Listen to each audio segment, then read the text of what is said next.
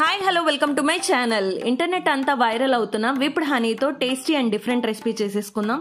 దీనికి కావాల్సింది హనీని ఇలాగా 4 to 5 టేబుల్ స్పూన్స్ ఒక కప్లోకి తీసుకొని చక్కగా బీట్ చేసుకోవాలి.